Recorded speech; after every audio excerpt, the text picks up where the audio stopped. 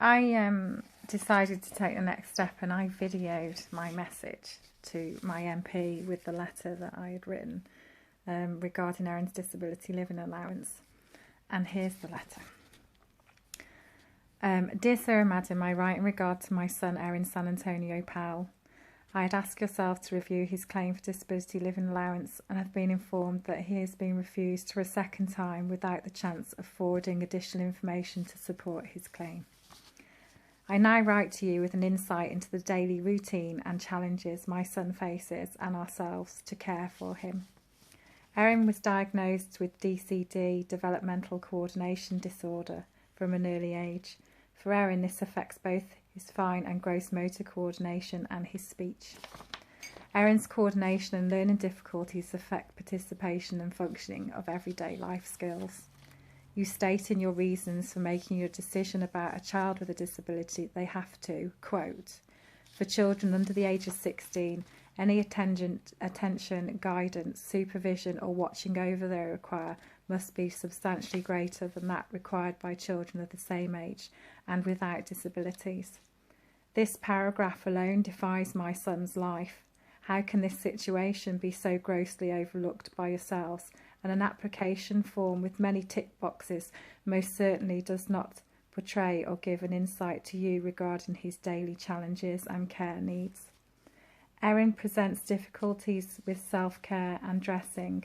I lay out his clothing layer by layer, underwear on top, so he can try to process the items in order. I then assist him with all items because he becomes frustrated. He can't get his limbs to do what he wants them to do.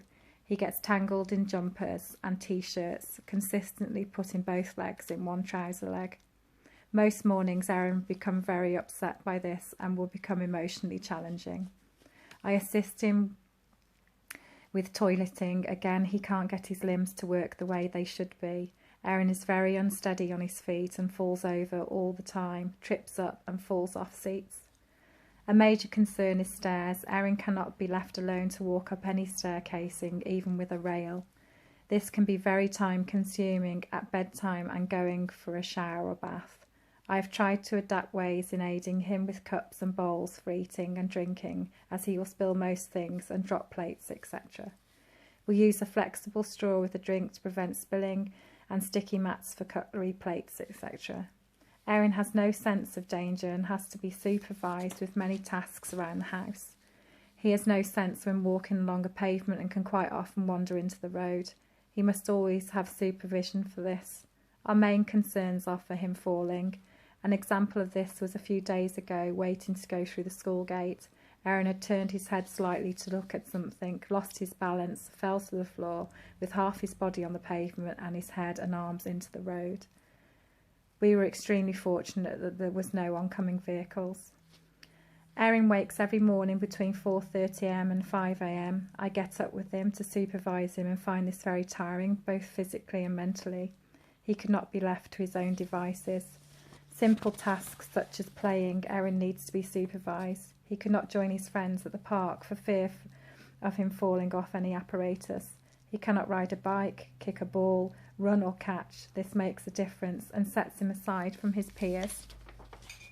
Please could you take the time to look at Erin's claim?